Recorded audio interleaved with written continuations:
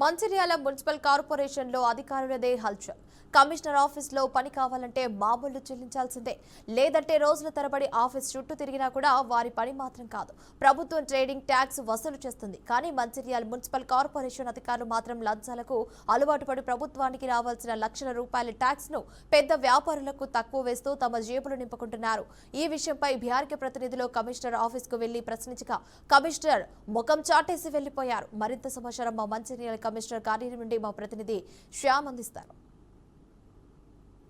Mancherial municipal corporation పరిధిలో ఉన్నటువంటి అధికారులు మాత్రం వాళ్ళు ఇష్టారాజ్యంగా వేరుస్తున్న పరిస్థితి కనబడుతుంది. మొత్తం మీద అయితే మంచిర్యాల మున్సిపల్ కార్పొరేషన్ పరిధిలో దాదాపు ఇది 2098 దుకాణాలు అయితే ఇక్కడ నడుపుకుంటున్న పరిస్థితి కనబడుతుంది. దుకాణదారులు అయితే ఈ దుకాణాల్లో అమ్ముకున్న వ్యాపారాల దగ్గర నుండి వీళ్ళు మాత్రం ట్యాక్స్ రూపంలో డబ్బులు అయితే వసూలు చేయాల్సి ఉంది. దాదాపు మొత్తం మీదనైతే ట్రేడ్ ట్యాక్స్ మొత్తం మీదనైతే మంచిర్యాల మున్సిపల్ పరిధిలో దాదాపు 1,16,00,000 మాత్రం వసూలు చేయడం అయితే జరిగింది. ఇంకా 36 లక్షలు మాత్రం ఇంకా వసూలు కాని పరిస్థితి కనబడుతుంది. మొత్తం మీదనైతే ఈ ట్యాక్స్ వసూలు చేయడంలో మున్సిపల్ కమిషనర్ అదేవిధంగా వాళ్ళ సిబ్బంది మాత్రం అటువైపు అయితే అడుగులు వేసిన పరిస్థితి కనబడలేదు. మొత్తం మీదైతే ఈ చిరు వ్యాపారులు మాత్రం ట్యాక్స్ రెగ్యులర్గా గడుతున్నప్పటికీ కూడా పెద్ద వ్యాపారులు ఎవరైతే ఉన్నారో వాళ్ళు మాత్రం కార్పొరేషన్కు ట్యాక్స్ రూపంలో చెల్లించవలసిన డబ్బులు మాత్రం చెల్లించలేని పరిస్థితి కనబడుతుంది. మొత్తం మీదనైతే ఈ మున్సిపల్ కార్పొరేషన్లో పనిచేస్తున్నటువంటి ఉద్యోగులు వాళ్ళు ఇష్టారాష్ట్రంగా వ్యవహరిస్తున్నారు. ఎవరైతే పెద్ద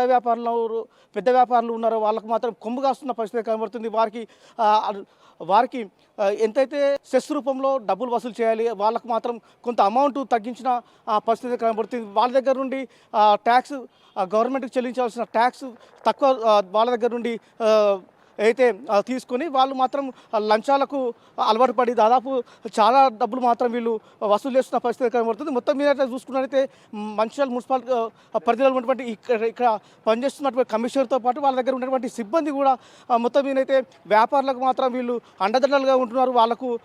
వాళ్ళు ప్రభుత్వానికి అయితే చిరు వ్యాపారులు అయితే ఎవరైతే ఉన్నారో వ్యాపారులు ప్రభుత్వానికి చెల్లించవలసిన ఏదైతే అమౌంట్ ఉందో ఆ అమౌంట్ పూర్తి స్థాయిలో ప్రభుత్వానికి చెల్లించకుండా అధికారులు మాత్రం వాళ్ళు ఆశపడి వాళ్ళు ఎంతో కొంత అమౌంట్ వాళ్ళ దగ్గర నుంచి వ్యాపారుల దగ్గర నుంచి తీసుకొని గవర్నమెంట్కి మాత్రం తక్కువ ట్యాక్స్ మాత్రం చెల్లించే విధంగా వాళ్ళు రిసిప్ట్లు చింపుతున్న పరిస్థితి కనబడుతుంది. మొత్తం మీద చూసుకుంటే అయితే ట్రేడ్ లైసెన్స్ ట్యాక్స్ ఉందో ట్రేడ్ లైసెన్స్ ట్యాక్స్కు సంబంధించినటువంటి ఇన్స్పెక్షన్ కోసం ఒక టీమ్స్ని అయితే ఈ మున్సిపల్ కమిషనర్ అయితే ఏర్పాటు చేయాలి. కాకపోతే ఈ మున్సిపల్ కమిషన్ మాత్రం అలసత్వం వహిస్తూ ఈ ట్రేడ్ లైసెన్స్ సంబంధించిన టీమ్స్ మాత్రం ఏర్పాటు చేయడం లేని పరిస్థితి కనబడుతుంది. మొత్తం మీద అయితే మంచిర్యాల జిల్లా పరిధిలో దాదాపు 2098 దుకాణాలు అయితే నడుస్తున్న పరిస్థితి కనబడుతుంది. మొత్తం మీద చూసుకుంటే దాదాపు 1,16,00,000 రూపాయలు అయితే ఇప్పటివరకు అయితే వసూలు చేసిన పరిస్థితి కనబడుతుంది. ఇంకా 36 లక్షలు మాత్రం ఇంకా వసూలు చేయని పరిస్థితి.